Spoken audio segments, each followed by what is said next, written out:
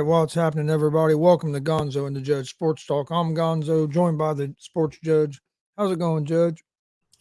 What's up, Gonzo? How's it going, man? Hey, it's been a while since we've done a show, but it's great to be back uh, doing a show. And welcome everyone who's watching. Thank you guys for making us a part of your night. That's awesome. We really appreciate it. We have a lot of fun. We have a lot of fun around here. So you're in the right place. Let's have a great show tonight. We have a lot to unpack tonight. NFL Week 6 was absolutely insane. We'll dive into that. Gunzo, what else are we going to get into tonight? Oh man, we got a lot going on. We got Major League Baseball playoffs, championship series are heating up. College football. Watched Colorado blow. What? Isn't that the biggest lead in Colorado history that they blew the other night? Yeah, USC got pretty much dominated by Notre Dame. I know me, that made you happy, Judge. Tell me about it. It's been a tough week here in Los Angeles for most LA sports fans. The Dodgers, I'm still mourning the death of the Los Angeles Dodgers. I'm still trying to recover from that. And then you add the fact that USC lost. It makes things a lot worse than what it already was. As if I wasn't already hurt, emotionally and mentally. I mean, it's been a tough week for LA sports fans, including myself. Yeah, I picked Notre Dame to win that game. I didn't think they were going to beat them like that. I picked Notre Dame to win the game because of USC's defense, and I thought Notre Dame's defense would be able to slow down USC's offense a little bit. I didn't think they were going to slow them down as much as they did, and to be able to. They had Caleb Williams rattled, man. They did. They showed him early in that game, and you could tell by the look on his face that he was frustrated and rattled. And I hadn't really seen him like that, but he was rattled that game.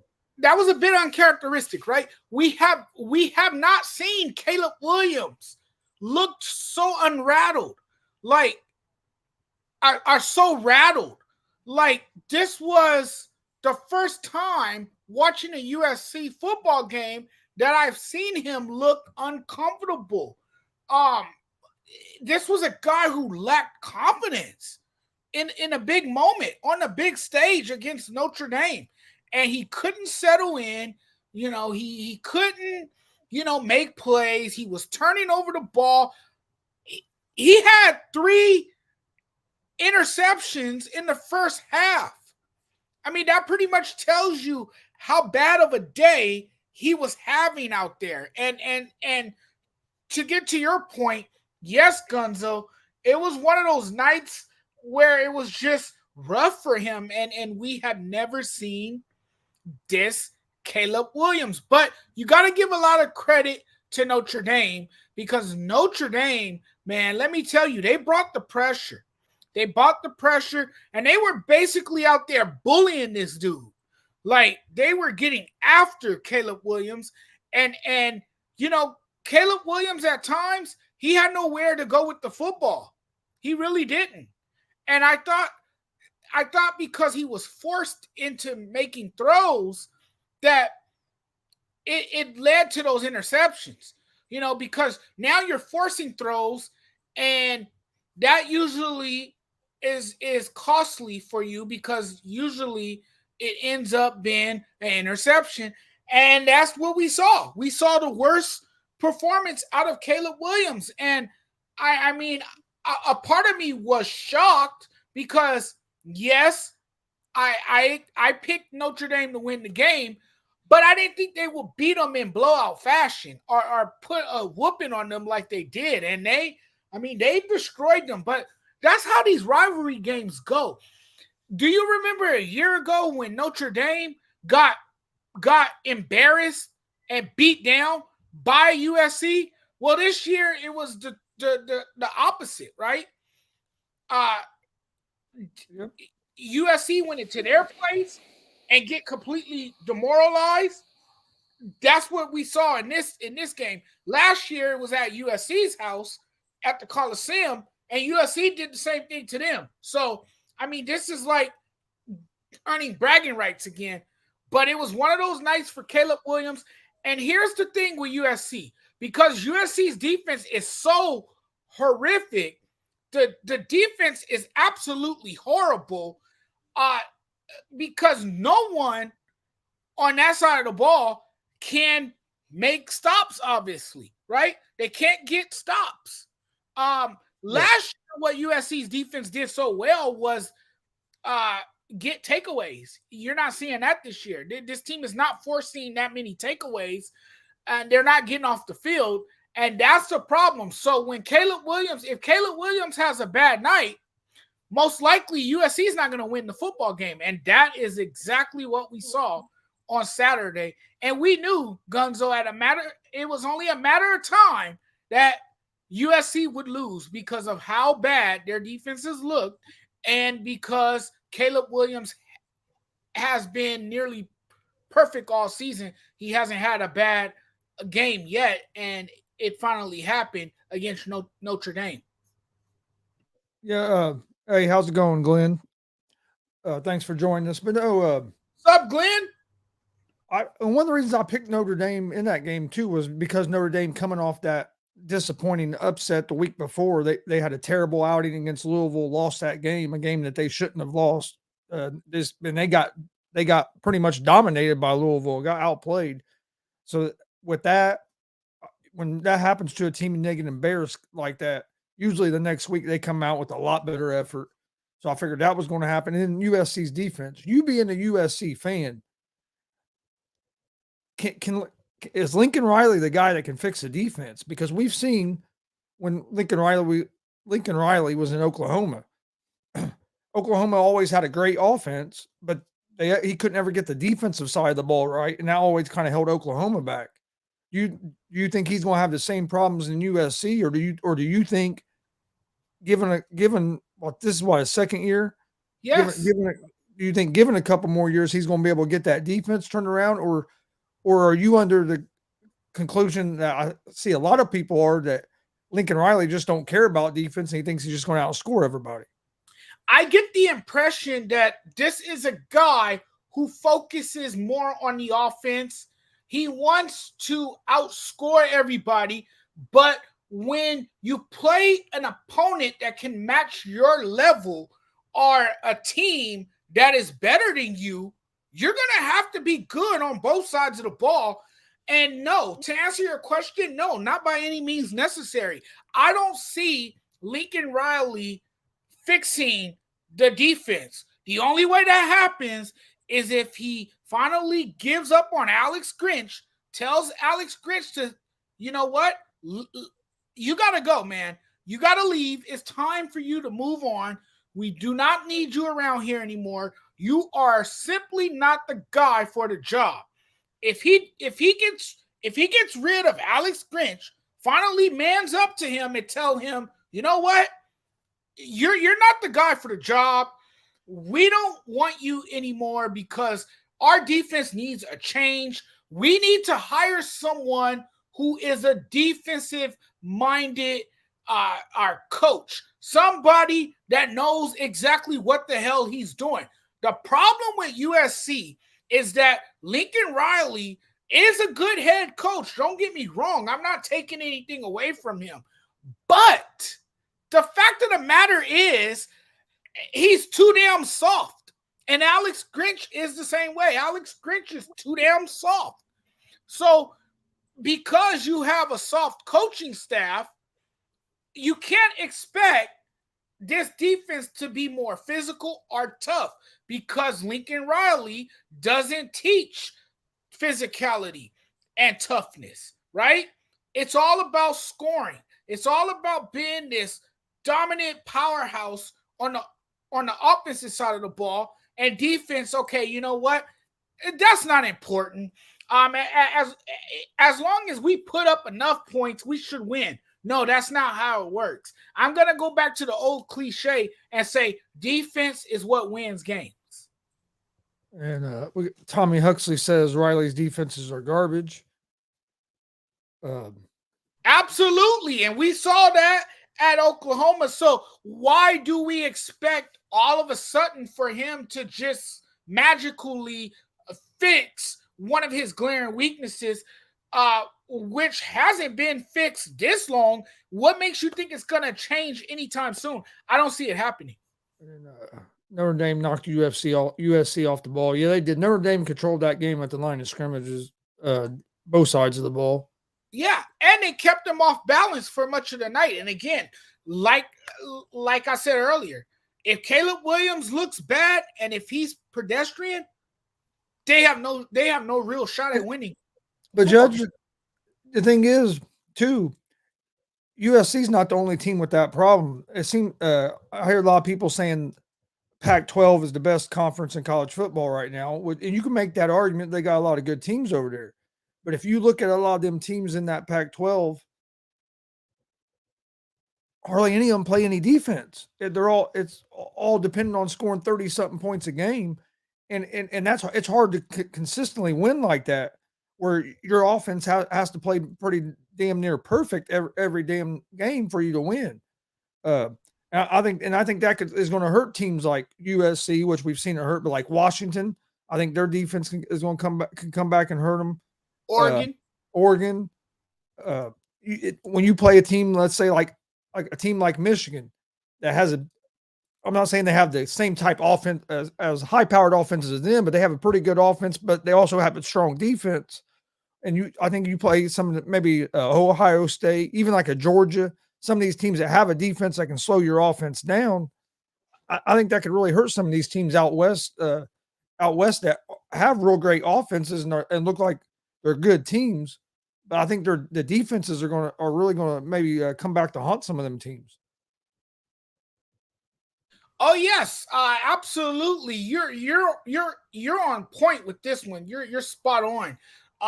Yes, the Pac-12 have really good football teams this year. The Pac-12 has surprised a lot of people because we were talking about this being a conference that has died, right? After this year, they're pretty much gone. I think what's left, two of them.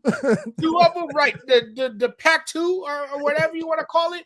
But we were sitting here ready to declare them dead. We have pronounced them dead. We was writing the obituary, and it turns out that this Pac-12 conference is or might be the best conference in football. No one's talking about the SEC like they usually do. No one's talking about the Alabamas, the Georgias, the Clemsons out of the ACC conference. No one's talking about those schools. People are amazingly talking about the Oregons, the Colorados, even though they have been a disappointment in recent weeks and haven't lived up to the hype that everyone has put on them and all of that. And then the Oregons and then the Washingtons, Michael Penix Jr., the year that he's having, clearly solidified his case for the Heisman. I think he has his hands all over that trophy. It is his to lose. But yes, the defense, these teams that I'm mentioning, they don't play defense very well. They focus on the offensive side of the ball. It's all offense for these teams. But college football is one of those sports where defense is one of the areas a lot of teams lack in, because you see a lot of these schools putting up big numbers, right? They score, they light up the scoreboard. That's normal in college football. You don't see that too much in the NFL. You see these high-powered offenses and stuff like that. I agree with you on that, except I think if you look like in the Midwest or even like in the Big Ten, you'll see some good defense, quality defenses there. But for some reason, it don't seem like you see the defenses like that on the West Coast. But it seems like right? you see the more high-powered offenses out on the West Coast. I mean, Right. don't get me That's wrong, like interesting. Ohio State, That's true. That's Michigan, they can true. score points, but if you look in the Midwest or out on the East Coast, it seems like it's more about defense, and if you look on like the West Coast, it seems like it's more about offense. Yep, because Penn State is pretty good defensively. Yeah. Michigan has one of the top ranked defenses in the country. That is true. Strangely enough, on the West Coast, you have these teams that's putting up big points, again, lighting up the scoreboard. I think it all comes down to coaching and what the coach puts an emphasis on. If he puts an emphasis more on offense, then you're gonna probably be weaker on the defensive side of the ball. And that's just a problem with Oregon and USC, those two teams I mentioned, because they give up a lot of yards, right? They give up a lot of big plays. USC gives up a lot of big plays. It's ridiculous. Those dudes flat out can't tackle. They can't tackle. They can't tackle at all. They miss a lot of tackles. I said the other day in the video that this defense couldn't stop the little old lady from Pasadena if they had to. Even if they tried, they couldn't, because these dudes can't tackle. They couldn't stop the little giants. They couldn't stop the little giants if they had to. So I mean, that's the frustrating part about it all, is that they give up a lot of points because the defense is not very good. You can't really trust your defense. You gotta hope that every time Caleb Williams and the offense is on the field, that they march down the field and get into the end zone and put some points on the board, because that's the only way they're going to beat you. Well, it leaves yourself where no room for error, because if you have a game like Williams did where you turn the ball over, if another team can turn them turnovers into touchdowns, you're just digging yourself such a big hole. I mean, like you said, he had 3 interceptions in the first half, and I know Notre Dame turned at least 2 of them into touchdowns, maybe all 3. And you dig yourself a hole like that, no matter how good your offense is, it's going to be hard to come back from, because your defense can't stop the other team from scoring. So I mean, it makes the margin of error so thin when you can't stop nobody. And we see it we've been seeing it in the NFL some too. I mean, you see some teams, their defense is just like, how the hell are these players in the NFL and you can't even make a damn tackle? Right. And the longer your defense is on the field, the more they're going to become fatigued. Yep. And once they get tired, then that puts more pressure on your secondary to step up and start making tackles, because your defensive front, if you don't have a pass rush, then you're relying on your secondary to make tackles and make plays, because your pass rushers are tired because they've been on the field too long. So, I mean, that's another thing to look at as well. When you talk about teams that lack defensive toughness, and they don't have it particularly on that side of the ball. And USC, they just don't have it on that side of the ball. They suck. Their defense stinks. I mean, that's a polite way to put it, I guess. If you however you take it, whatever context, you put it in, I guess. Well, let's shift gears a little bit. And I guess it's not really shifting gears too much, because we're seeing it in college football too, but we've seen it a lot in the NFL over the last couple weeks, and especially the last couple of days. And we've seen it some last night, we've seen it some on Sunday. Is these teams don't value points anymore. They're so worried about the analytics, and that you should go for it here, you should go for it on 4th down, you should do this, you should do that. That they're passing up pretty much guaranteed points. I'm talking about chip shot field goals from the 2 or 3 yard line, and not getting the 3 points, and then you end up losing the game by 3 points, or that them 3 points, 3 points would have had the game tied, or the 3 points would have had you winning the game. We saw it in the Oregon-Washington game with Oregon turning down a chance at a field goal there at the end of the first half, went for the touchdown, and Washington stopped him. You end up losing by 3 points right there. We saw the Giants mismanage the time on Sunday night and lose that game. Where if you kick a field goal there before halftime, get the 3 points. That could be a totally different game at the end. At the end, the field goal would have won it for you. But they mismanaged that and didn't get no points trying to run the ball on fourth down with no timeouts. And we see it all the time with the Los Angeles Chargers with Staley. Saw it again last night against the Cowboys where you had a chance to kick a field goal, you don't. That can come back and haunt you. But it used to always be, especially when growing up watching football, I've been watching it for years. It was always, if you get points, you took the points. Well, now it seems like all these coaches' philosophies have changed where they're all going for it. Well, then you don't get them points and it comes back and haunts you. And I think it's where it goes back, and we talk about it in baseball too, where baseball got so analytical. And I think football is getting that way now. And I think these coaches get themselves in tough situations by not taking points when you can get them, because points are at a premium. And if you have a chance to score points, I understand you want a touchdown over a field goal, but hey, 3 points is better than 0. I agree. You take the points however they come, however you can get them. If you could get a field goal, if your kicker is in field goal range, why not attempt the field goal? Why not try to get off the field with 3 points at least?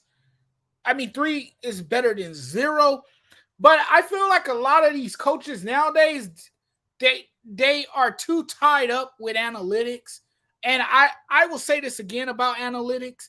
Analytics, to me, although we live in a generation where everything is done on computers, or we're constantly looking at the numbers, turning things into numbers games and stuff like that, which is utterly ridiculous. It's ruining the damn game. It's ruining the sport. When you rely heavily on analytics like Dave Roberts does in Los Angeles, that could, come back to be harmful, right? I think it does more harm than it helps your team. Go with the eye test. Why are these coaches now deciding to go for it on fourth and goal? Now, Gonzo, if it is fourth down and they convert on the fourth down, then would we still be having this conversation? Probably not, because they would look like a genius and not an idiot. But you look like an idiot when you go for it on fourth down and the team doesn't convert.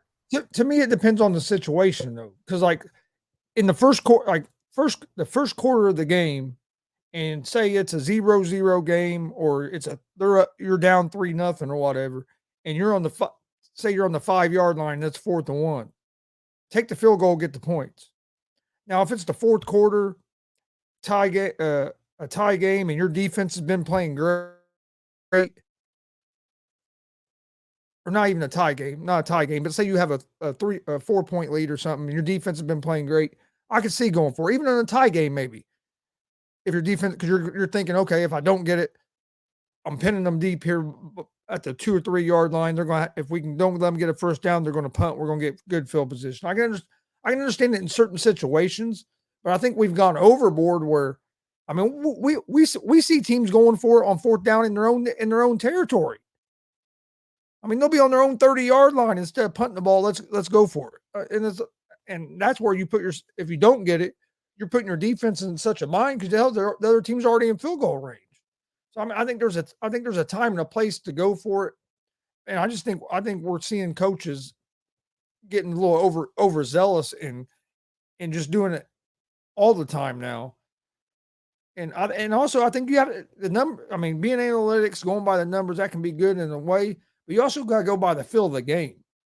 The way the game's going, how's your defense playing? How's your offense been moving the ball? You got to put all that stuff has to go into your decision, not just looking on a piece of paper. Oh, there's 5 minutes left. It's 4-1. We should go for it.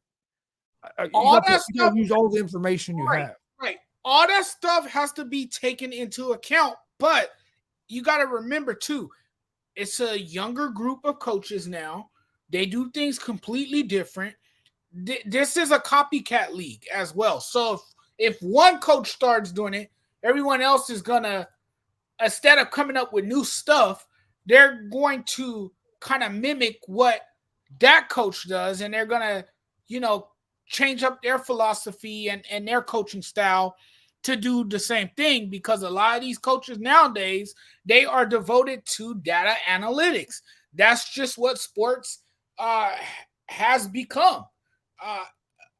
You're seeing it in football, you see it in baseball. Pretty soon, we might see it in the NBA. Hell, the NBA, it's already a watered down league, and then now you get coaches that, rely on analytics. I mean, that's the time we live in now.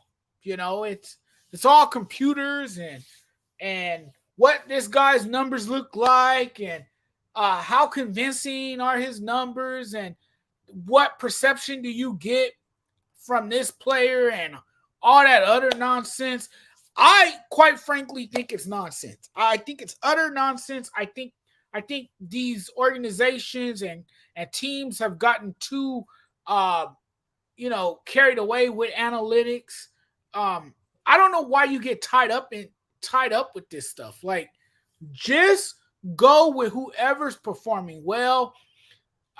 Stay within the moment, and if you're in field goal range and you have a chance to get points before halftime, or points at any point in the game, and you don't really have to settle for a touchdown, damn it, get the damn points by bringing the kicker on the field and letting him attempt the field goal and be happy with the 3 points. The only way you don't do this, if you don't trust your kicker.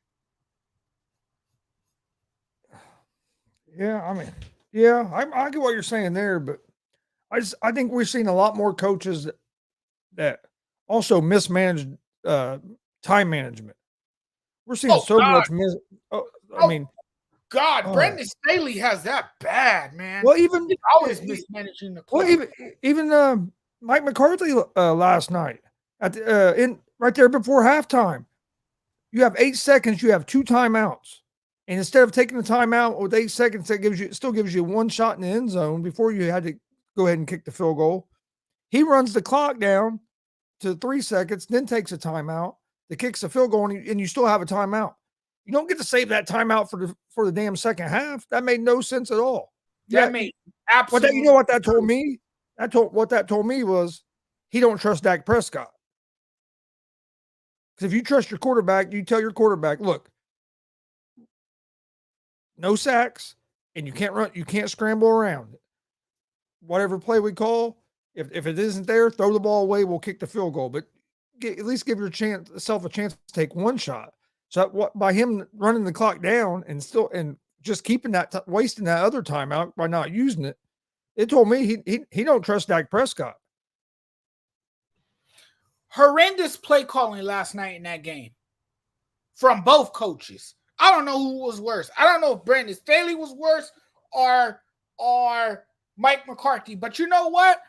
I'll be kind enough and say Mike McCarthy was a little bit better than Brandon Staley. Brandon Staley was far worse to me.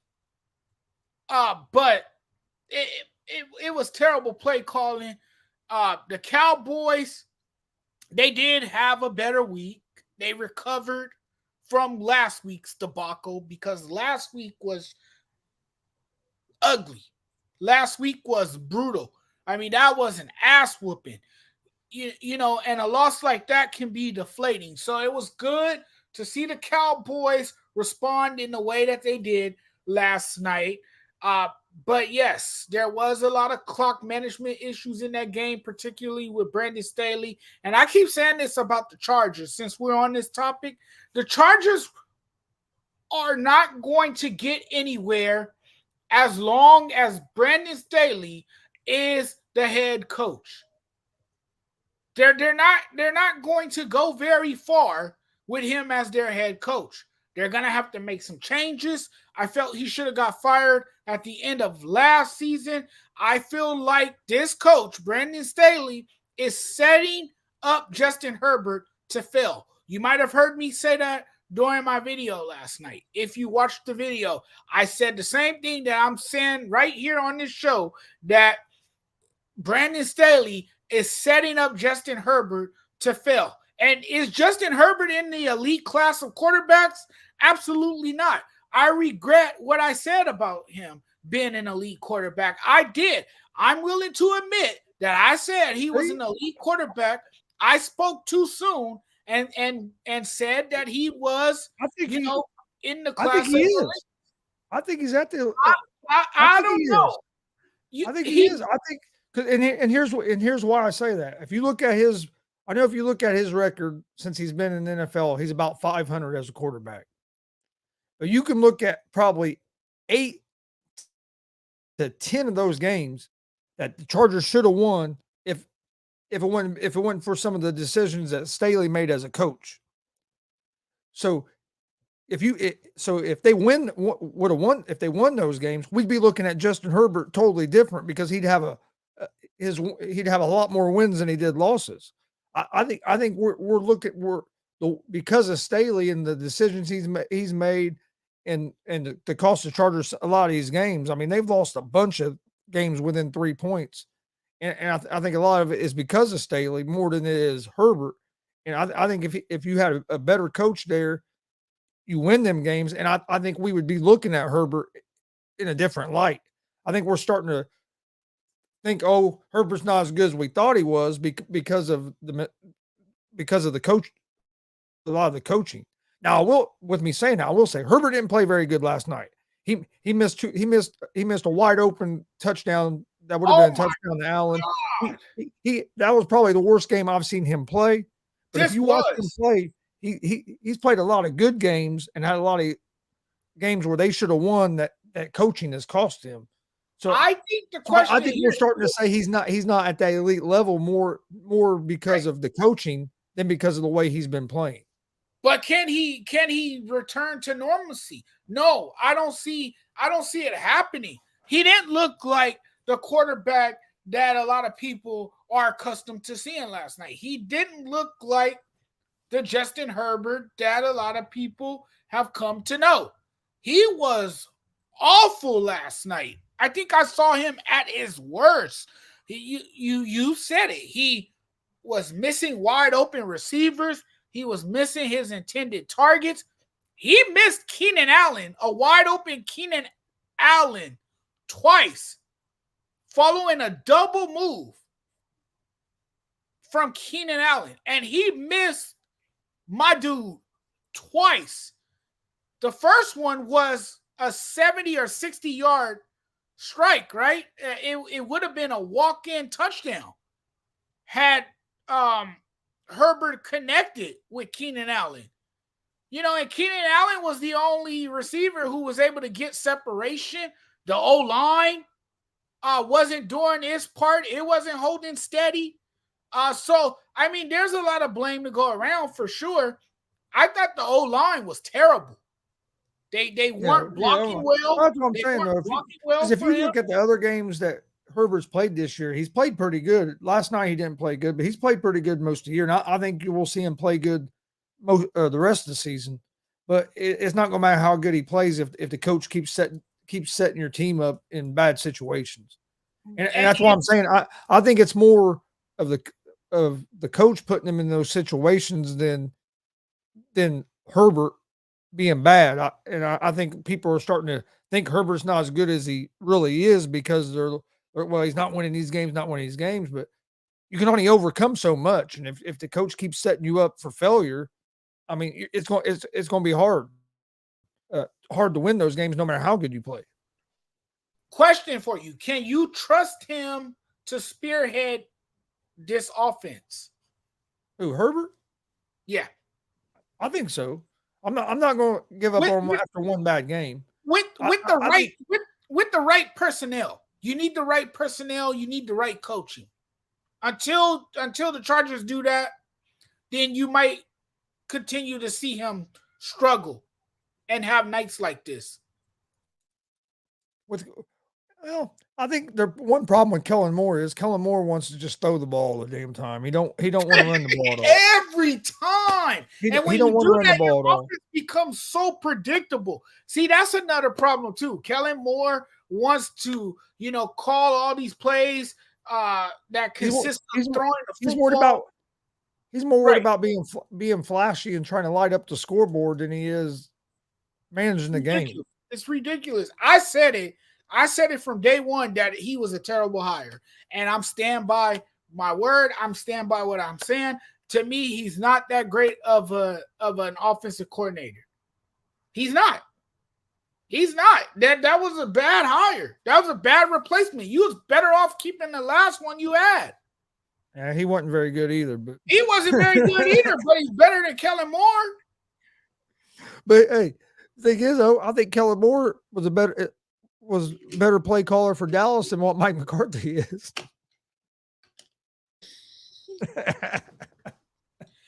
That's a compliment. In Dallas, I don't think if the Cowboys can't start running the ball, I don't see them going anywhere. And Tony Pollard couldn't run the ball at all last night. Well, Tony Pollard is not an every downs running back. Well, that's the problem, though. That's what they're trying to use him as. Yeah, no, he's not. I don't think, although I think he's explosive and I think he generates a lot of speed and he has the stamina to stay on his feet and all that, I don't think he's an every downs guy. I think you need a running back to play alongside him in order for him to be successful. Just like if the Chargers, going back to the Chargers, if they're going to be successful, they need a new head coach because, again, your quarterback is not going to thrive with this head coach. They're not going to succeed. RC Talk says, Judge, did you see or hear about the crossover at Kinnick? Beautiful for Lady Hoopers. Caitlin had that was awesome. That was an awesome scene. The only thing I didn't like about it was you'd have thought they'd have set the court up more in the center of the stadium than all the way at one end, because then you have people sitting all the way over here on this side of the stadium and the court's all the way on the other. But it was cool to see the stadium sold out like that for women's basketball. So I thought that was a real cool scene. I feel like the women NBA is up and coming. People say it's not as entertaining as the NBA. I think you got to give a lot of credit to those women. They're empowered women. They are showing that they play the game just as well as the man, and you have seen a showcase of talent from those women. I have myself gotten into more women's basketball. I have immersed myself into women's basketball, and I think, even though they don't get equal opportunity, I think it shows that this game has gotten somewhere. It has gotten a lot better over the years. It continues to get better. You're seeing it.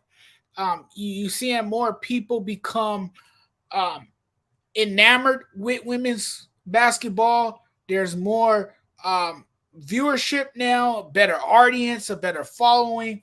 You gotta like where the WNBA is going. Was there any surprises? Let's get back to the NFL for a minute. Was there any surprises to you over the weekend in the NFL? Yeah, well, I think the obvious surprise was seeing the 49ers go down to the Cleveland Browns. Now, I understand that the Cleveland Browns have a top-ranked defense. They have the number 2 defense in the league. So, I mean, although it's not all that surprising, it is surprising in a sense because the 49ers are clearly the best team, arguably the best team in the NFL.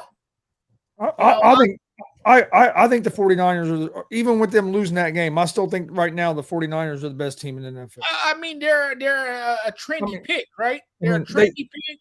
Yeah, they look lost to good Cleveland. on both sides of the ball. They lost that game to Cleveland, but for one, you're right. Cleveland has one of the best defenses in the NFL. But if you look at that game, you lose Debo Samuel, you lose Christian McCaffrey, you lose Trent Williams. That's basically 3 Pro Bowlers. You lose him, and then Brock Purdy finally had a game where he kind of looked human. Brock Purdy had a game where he looked human. First loss he's had in the game that he started and finished. I mean, dude played great since he's been in there. He struggled that game. That's going to happen. Hell, Patrick Mahomes has had bad games. Peyton Manning had bad games. Tom Brady's had bad. Everybody's going to have a bad game every now and then. Sunday happened to be Brock Purdy's. Was some of that because of Cleveland's defense? Yes. Some of it could have been. I think some of it might have been a little bit of the weather. Some of it is just sometimes you have an off day. I think 49ers will bounce back. Now, what does worry me with the 49ers is how bad is McCaffrey hurt? Because to me, right now, McCaffrey was probably the MVP of the NFL going in that week. The way he's been playing, I mean, hell, he's good for at least 1 to 2 touchdowns about every week. And so I mean, he was right up there in the MVP, leading the MVP race to me going in that week. Oblique injury. How is he going to miss any time? How long is he going to miss? Debo Samuel out. Trent Williams ended up coming back, I think, late in the game. But I think the 49ers will bounce back. I still think they're the best team in the NFL. How many teams go undefeated in the NFL? It's been what, since 70s or 80s since we had a team that's a difficult feat. Yeah, so I mean, it's likely you're going to lose a game. So I mean, and I'd rather get a loss now than, you know what I mean, win them all and then lose later on. So I'm not real worried about the 49ers. They were flirting with perfection. I think this is the first time that we've seen Brock Purdy look this bad. I always praise him for his play on the field. I mean, this is the first game that he's looked off. Right. He was off. He was. I mean, this is a guy who is in MVP consideration. Like, he don't get the respect. He don't get the respect that he deserves because all everybody wants to talk about is, oh, he was Mr. Irrelevant. He was a 7-round pick. Exactly. I was just getting ready to get to that. We're talking about he has all these weapons around him. Right. Well, we're talking about a guy who's every quarterback has weapons around him. Right. Yes, he is in a better position than a lot of other quarterbacks. His job is a lot easier. Yes, because he has the weapons around him. He is surrounded by dogs. Okay. He is surrounded by playmakers. So he has all the weapons at his disposal. But he can still have a bad game as well, even though he has all those weapons to his disposal. And 2 of those weapons went down with injuries. So there you go. That takes away from your offense. And now you have to find other players that you can get involved to help make it better for you. It was just one of those games where he just looked off. But I think that he's going to bounce back from this. I'm so amazed by him because the guy stays calm no matter what. He's poised. He has the moxie. We're talking about a guy who has great confidence, and I think because he has so much confidence in his abilities that he will bounce back from this. Oh yeah, I can see that he will bounce back from this because of who he is and how he operates as a person. I think he'll be fine. He's very unflappable. There's not too many times where he looks uncomfortable. He looks fairly comfortable, and he does enough to lead his team. And if he just has to take care of the football. He just has to take care of the football.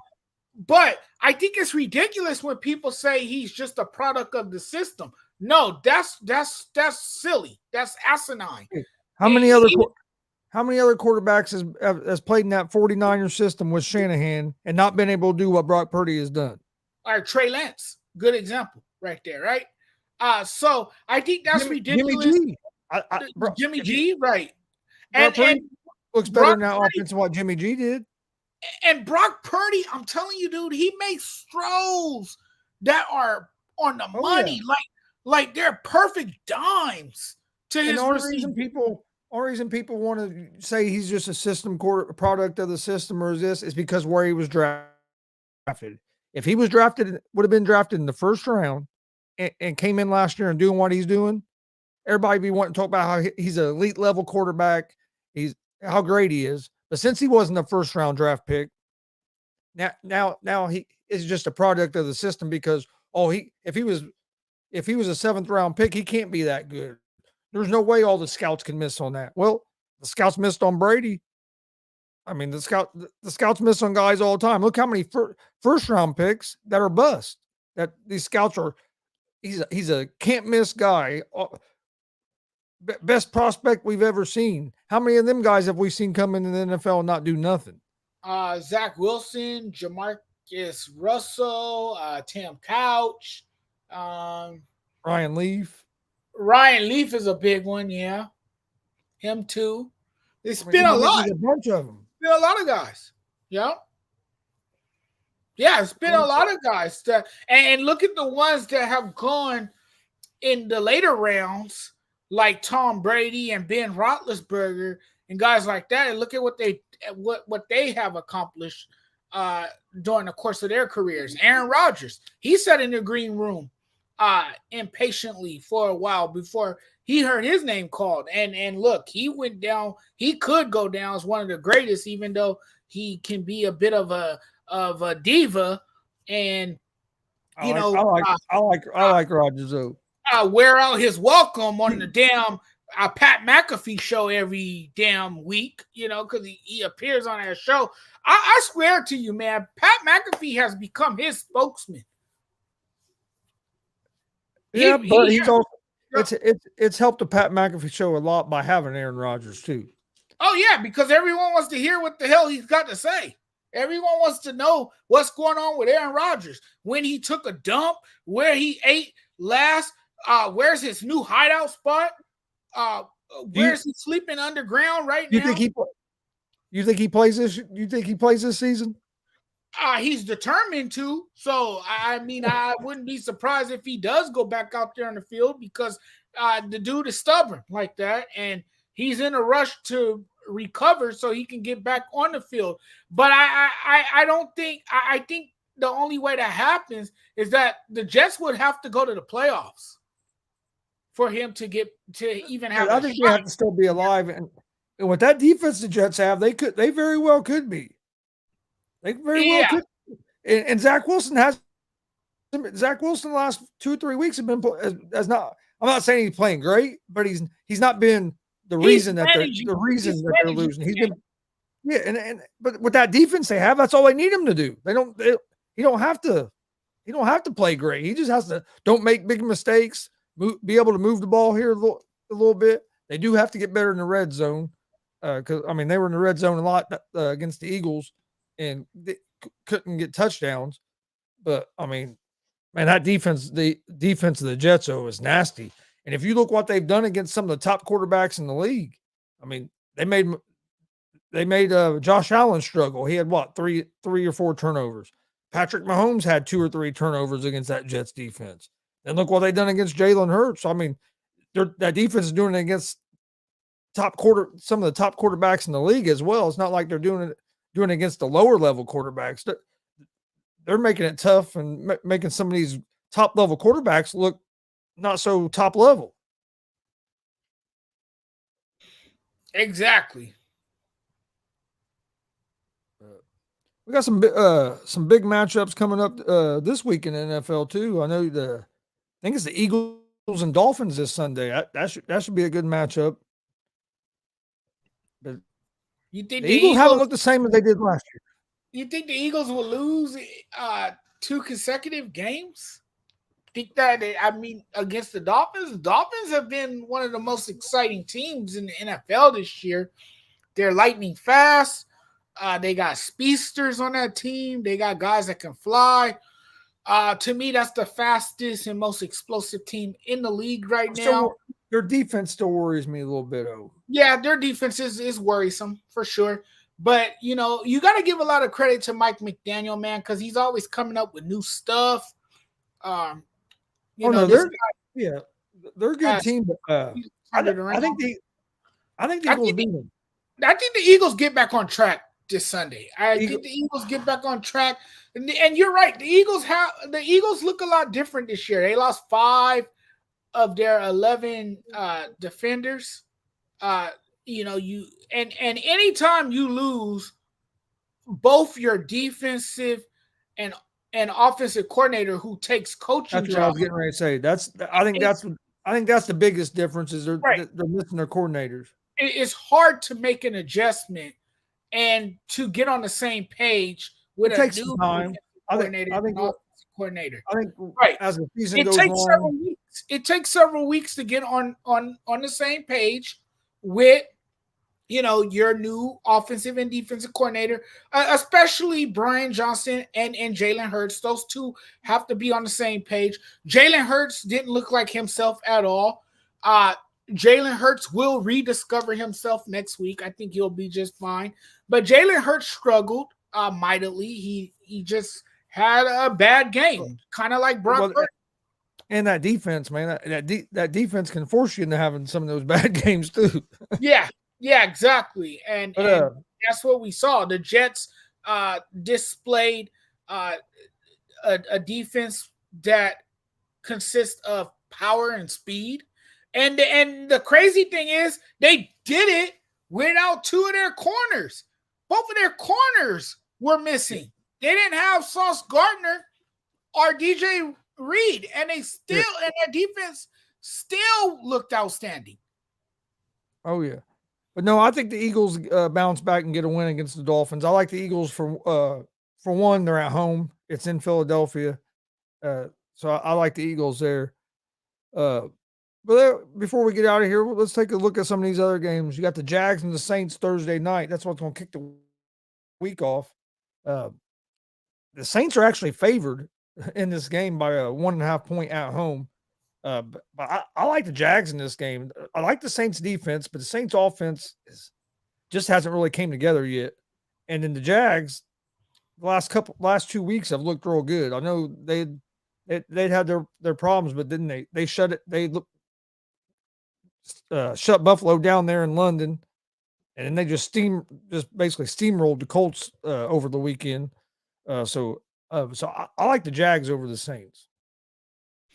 I like the Saints. The Saints are at home. The Saints have a pretty stout defense.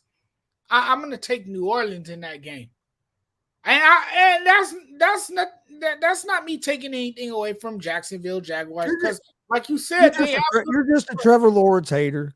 I like Trevor Lawrence. Hey, Trevor Lawrence is stupendous. Okay, he's had some splendid performances.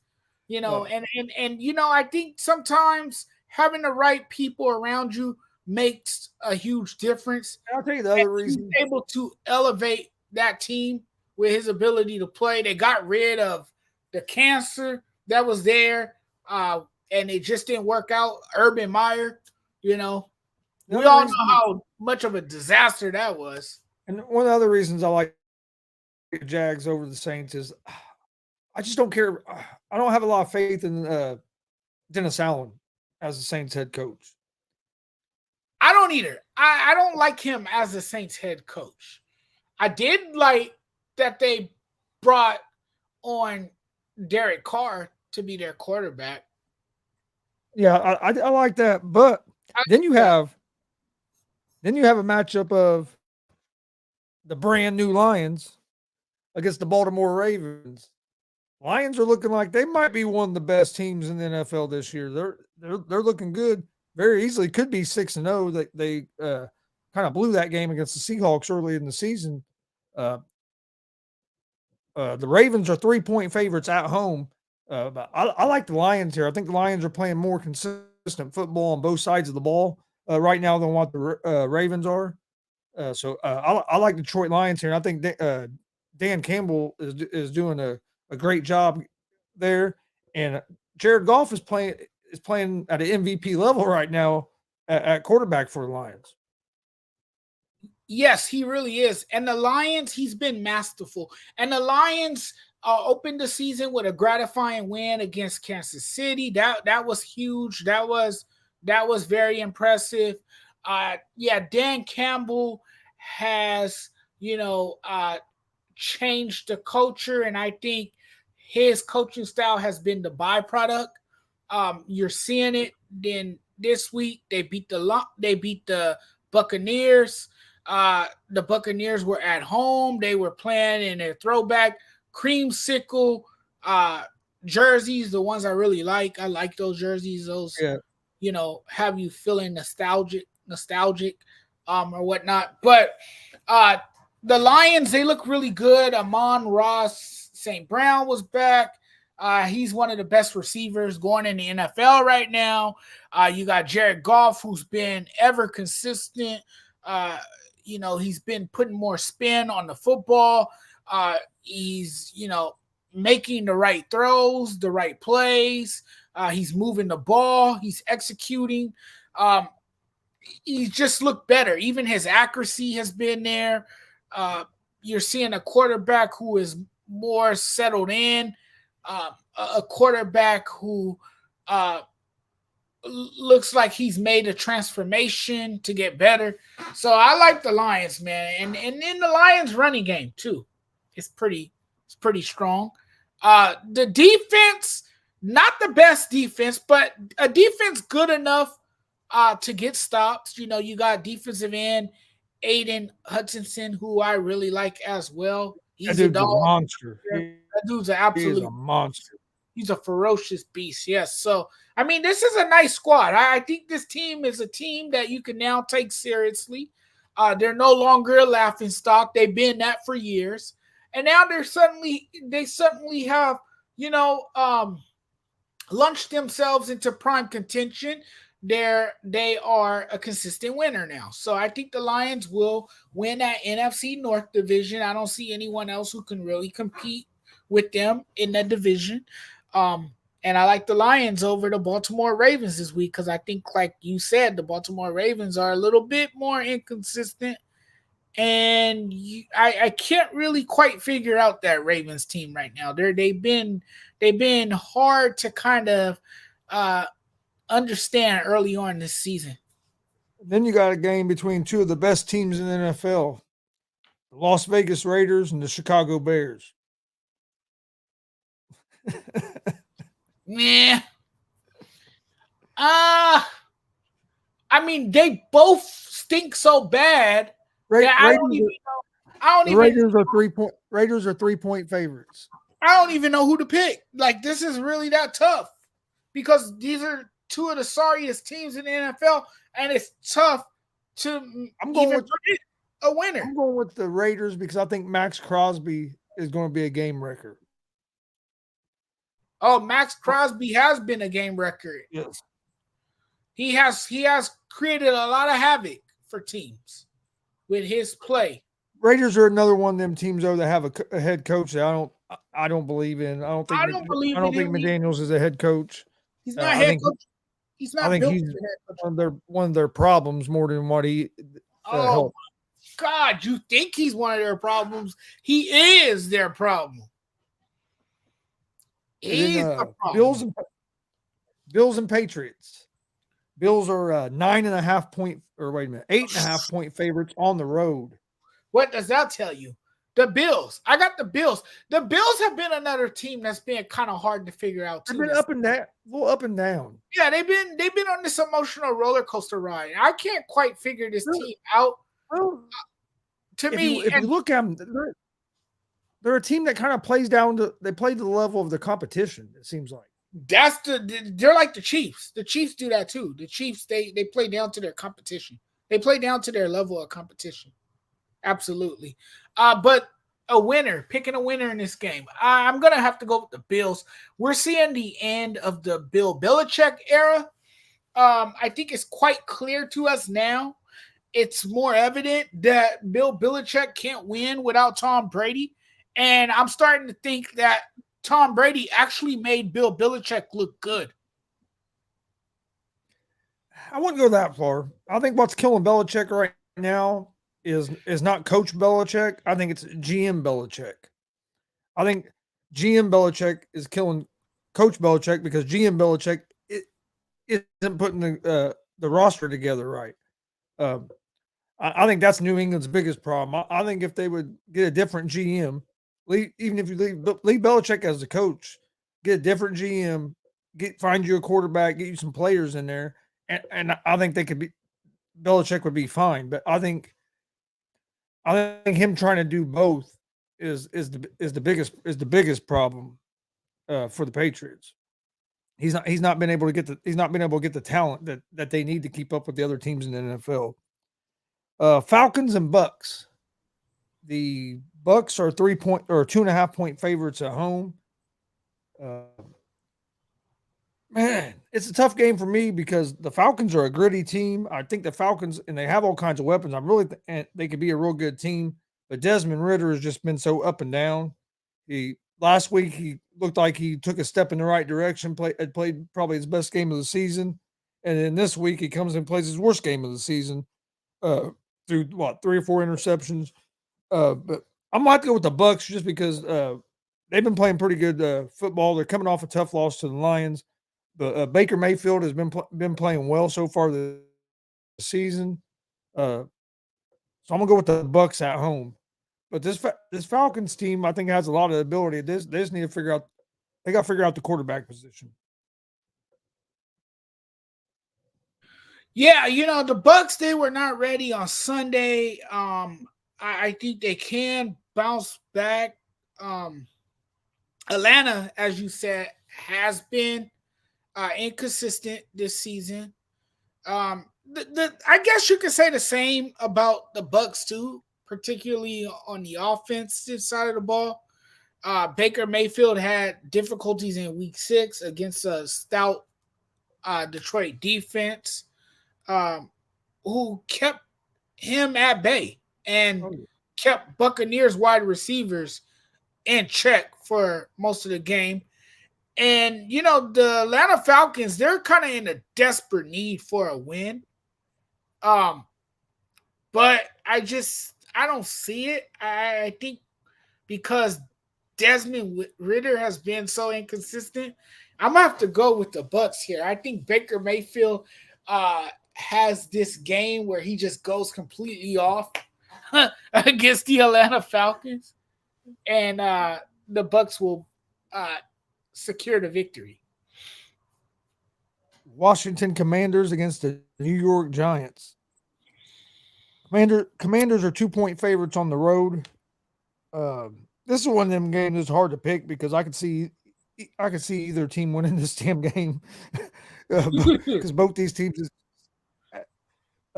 I guess Washington has shown a little bit more life than the Giants probably this season, but Washington's been up and down as well.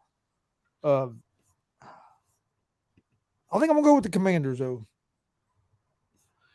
Tyrod Taylor wasn't perfect by any stretch of the imagination.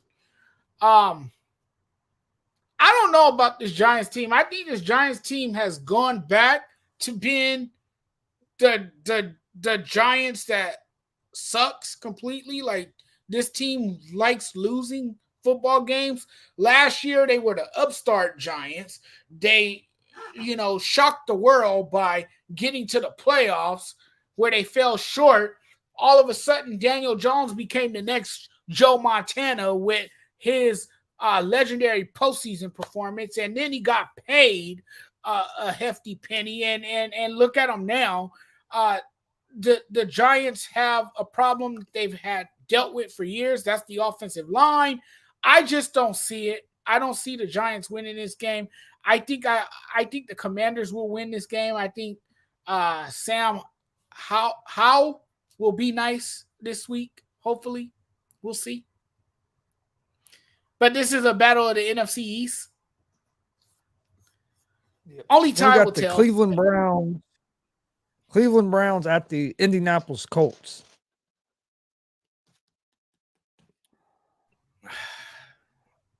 I'll let you go first on this one. I don't know. I like the Browns defense. The Browns defense, they have a top ranked defense. They're number 2 in the league.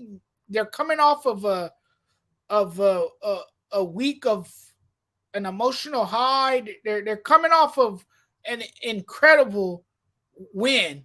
And sometimes that gives a team more momentum going into next week. That's something they can build on.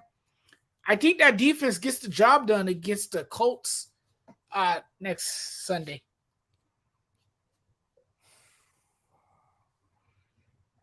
It's a tough one for me because as you can I tell, I'm a know, Colts fan. I know, but you can't mix business with But pleasure. the You Colts can't are, really go with your. You gotta go with your but gut. the Colts are with they're with their backup quarterback in Minshew, coming off a game where he played flat out terrible in Jacksonville. He played pretty good going into that game, other than that game. But the Colts are in a tough situation right now. We've lost Richardson probably for the year. Going to have shoulder surgery. Uh, I think the Colts bounce back. I think this is going to be a good game. I don't think Browns will blow the Colts out. I just don't know if the Colts are going to have enough offense against this Browns defense. But the thing that I think does help the Colts is that the Browns offense isn't a real explosive offense either. So I think the Colts defense will, could keep this game close. Uh, I'm gonna go with the Colts. I can't pick against my team, so I'm gonna go with the Colts. But I do think it's a little bit of an uphill battle for the Colts this week, facing that tough defense and having some guys hurt. Plus, just found out today that Grover Stewart, one of our good defensive linemen, has been suspended for 6 games for violating the NFL's PED policy. So that's not going to help us. But I'm not going to pick against them, so I'm going to go with the Colts. Cardinals and Seahawks would be the next game. I'm gonna go with the Seahawks there. Cardinals are better. Have been better this year than I think what people thought they would be. They're still not a great team, but they have been more competitive than what I think about any of us thought they were going to be. But I think the Seahawks at home is going to be a tough task for the Cardinals. So I like the Seahawks. I'm with you on that. Even though the Cardinals have had this type of year where they've been able to keep games close, they fight hard to the very end. They don't give up. They keep playing. They're a team that kind of keep playing. They have hung around in games. I still like the Seahawks to to come out on top in this one. Geno Smith is going to have to throw the ball and find Tyler Lockett more, get him more involved in the offense. I think the Seahawks will be just fine and win this game. Steelers at the Rams. Rams. Yeah, I'm gonna go with the Rams as well. I don't think the Steelers offense is gonna be able to score enough points. Uh, Their offense has been a mess since the start of the season. And the Steelers, they like to win football games ugly. And the offense is so predictable because Matt Canada is the type of offensive coordinator, for whatever dumb reason, likes to call the same play 8 freaking times or more. Calls the same damn passing play over and over and over and over and over again. This is another coaching staff, and this is not to disrespect Mike Tomlin, but this is another coaching staff that is setting up their quarterback, Kenny Pickett, for failure. So I got to go with the Rams. I like that dynamic duel of Cooper Kupp and, of course, Puka Nakua. What's how you sing the song? They turned it into a parody. I don't know if you heard the song, but you know, Akuna Matata, what a oh wonderful yeah, praise. Yeah, they took Puka Nakua's name and they started you know they turned it into a song basically. So it's pretty. It got a nice little ring to it. But to get back on topic, the Rams. I think the Rams will win. They won last week against on Sunday against the Arizona Cardinals. That was a great win. Um, you know, I think the key for them, the factor will be running the football. I think if you factor in how well Williams has run the ball, I think the Rams have a great chance. Establish the run, run the football, because that again is your foundation. That's what the Rams do best. Run the football, and I think you'll have a productive day on the ground and through the air, because now you can open up more great things on your offense. You got a guy like Sean McVay who likes to get innovative and creative, and there you go. So I'm picking the Rams. Right now, yep. Packers and the Denver Broncos. Packers are 1.5-point favorites. This is a tough one because Denver's just been a dumpster fire, but Green Bay hasn't. Green Bay, Jordan. I don't know if Jordan Love's the guy, but I trust Green Bay a little bit more than I do the Denver Broncos. So I'm gonna go with the Packers. I'm gonna go with the Packers too. Oh, come on, you can't. How can you go with this Denver team that has quit, obviously, on Sean Payton and Vance Joseph? This team has quit. I keep telling everybody that these players have no heart. They have no desire to win. They don't care about winning. Nobody cares on that team. That's everyone's attitude right now. You can see from their body languages. It's just bad in Denver, man. It's been a disaster. You talk about a disaster. That is a disaster right there. It is an absolute clown show in Denver. Who thought this team would be this bad? No way am I picking them to beat Green Bay. I know Jordan Love has had his ups and downs since he has taken over the offense. I think you got to give it time. He's going to have growing pains. I've been saying that about him. But I'm a firm believer in Jordan Love. I think Jordan Love is going to be great in this league. Just give him some time. Just give him some time to develop his game. He's still young. But that's a different topic for another day. We're doing our predictions right now, and I'm picking Green Bay over the Denver Broncos because the Denver Broncos, like you said, are an absolute dumpster fire, and Russell Wilson might as well just sign his retirement documents and say, you know what, I'm not coming back next season. I'm done. I can't do this anymore. Chargers at the Chiefs. Chiefs are 5.5-point favorites at home. Oh, that's easy. That's a no-brainer. We all know who's going to win, but we know the Chiefs are going to we can almost foretell that this is going to be a close game. It's going to be a good game. It's going to be a close game. It's going to be a good game because every time they play, it's always every time they play each other, it's been close. But you know why, too? Because the Chiefs are another team that plays down to their level of competition. And the Chiefs' offense hasn't looked – they haven't got rolling yet this season. There's nothing on that Chiefs' offense that really scares you. Like, not right now. Yeah, they're not as scary as they've been in the past. This used to be an offense that used to blow out teams and put them away early and stuff like that. You're not seeing that this year from the Chiefs. But Travis Kelce had a nice day last Sunday, and then Patrick Mahomes. That's the thing. That's the thing with the Chiefs. Right now, the way the Chiefs' offense is operating, if you can slow down Kelce, you have a chance to slow down that offense. Now that's a lot easier said than done.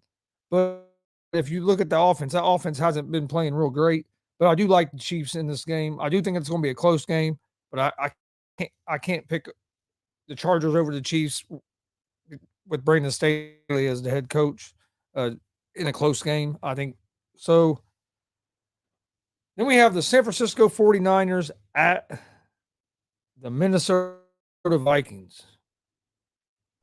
The 49ers will go on the road and take care of business. They'll bounce back from last week's terrible performance. Yeah. I think they'll be better against the Vikings. The Niners got that game. The Niners are the most complete team and the most well-balanced team in the NFL right now. There's no question about it. A loss can come on any given Sunday. Any given Sunday, anything can happen in the NFL, and that's what happened to the 49ers last week. And they happened to fall victim to a very good defensive uh, team. A team that is built on defense, a team that is predicated on defense. And you saw all that last Sunday. So, but I think this week the 49ers will get it together. They'll move the ball a lot better, more consistently. And let's not forget how that 49ers game ended. I mean, they had a chance to win, but you got a kicker missing the damn field goal. Jake Moody misses the field goal, right? I thought that he missed two, right? He missed two in the game. And I thought the drive late in the game from Brock Purdy was absolutely Oh yeah, Purdy done his amazing. job late. He done it. He got He the didn't play job done, great that game, but he done his job. He done his job there at the end of the game. Got him in right? to like a 40-yard field goal, and it got missed. And the kicker missed 2 field goals that game. So I mean, 49ers, So even not playing very good, still had chances to win that had game. a chance to win the game. So can you really blame him? So I think the 49ers beat the Vikings. No question about it. And the Vikings, they really are not that good of a team without Justin Jefferson. They're not going to win without Justin Jefferson. But I like the 49ers as well. Well, was there anything we didn't get to tonight that you was wanting to talk about, Judge? It's been a fun show, man. I enjoyed myself tonight. I feel like this was one of my better shows. It was good. It's awesome. Had a good time with you, as I always do.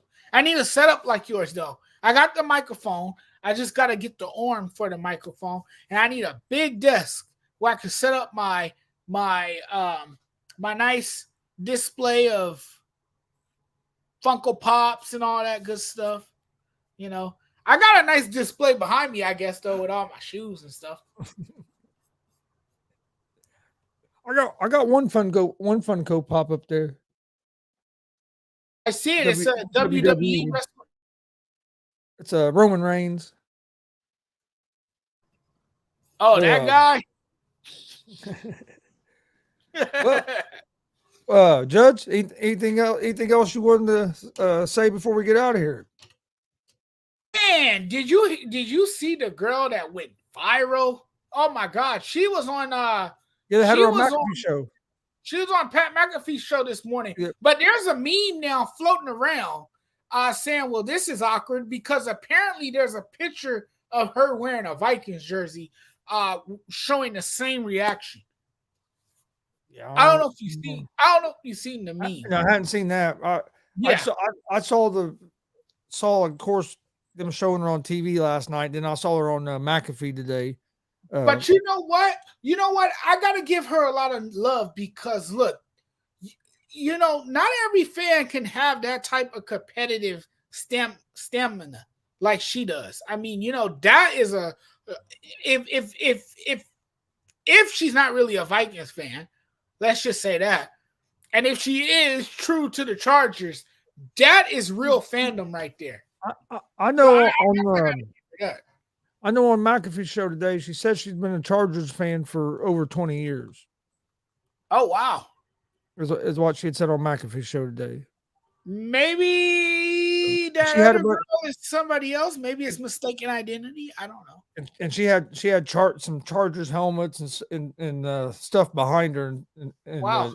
Stuff. So, but I mean, hell, nowadays though with AI and everything, hell, it wouldn't be hard for somebody to make to make one with her in a different jersey. Yeah, that's true. That's true. Now that you said that, yeah. But you never know. You never know. You never know. But she looked like the Incredible Hulk, man. She was out there. Oh, yeah. I mean, it was priceless just seeing it. Like that's real fandom right there. Like that shows you how passionate people are about their sports teams. Like they really get into it. And she said that she's like that at her kids' games. She has 4 boys, and I guess they play. I know they play soccer, and I think she mentioned basketball as well. And she said she's like that at their games as well. I was like, I imagine if you're like that over the Chargers, you could imagine you watching your kids play. But I know how I got was when my son was playing sports. But all right, well, we appreciate everybody watching. Please hit that subscribe button on YouTube at Gonzo Sports Room and at the Sports Judge. Follow us on Facebook, Twitch, Twitter, Instagram, all social media. You can find me at at Gonzo Sports Room. Find the Sports Judge I know on Facebook and YouTube. Are you on? You're on Twitter as well, aren't you? Or X? I'm on Twitter. X. Yeah, I'm on X. I'm on Twitter. Yep. You can find the Sports Judge on all social media as well. We'll be back Thursday night, right around 11 p.m. Eastern time with another episode of Gonzo and the Judge Sports Talk. Hope everybody enjoys the rest of your evening. If you're out on the West Coast, I know it's still pretty early. If you're over here in the East where I'm at, it's starting to get pretty late. So you probably ain't going to enjoy too much more of the evening. You're probably getting ready to go to bed. It's getting ready to be 1 in the morning here. So about 10 o'clock your time? Yeah, it's 20 minutes to 10 here. Yeah, it's 20 to 1 here. So a little bit later here, your guys' night just kind of getting started there. Oh, yeah, yeah. But I'll be going to bed soon because anything past 11 is my bedtime. The last few days, though, I've been staying up kind of late because I've been doing a lot of content creating and work behind the scenes and preparing for videos and stuff. So I've been pretty busy. Oh, yeah. Always busy. I've been busy as well. Oh, real quick, if you're a pro wrestling fan, join me tomorrow, 5 p.m. Eastern. I'll be having pro wrestler Christian Cash. I'll be joining us for an interview at 5 p.m. Eastern tomorrow. Talk about a big wrestling show coming up this Saturday night in Kokomo, Indiana. So join us for that. We appreciate everybody watching. This has been Gonzo and the Judge Sports Talk. We'll be back on Thursday. Hope everybody has a great night, and we'll see you guys on Thursday. Have a great night, everyone. Whole sports all plays. Whole sports all plays. Whole sports all plays. 365, we making a plays. You talking the game, get you to the days. We're high in the court, the dime in the lane. Variety topics living the same. All presentation, sports information. Hitting the airways, taking the nation. All sport, all plays, like working your faces. Grace at the field, so tie the laces. All sports, all plays.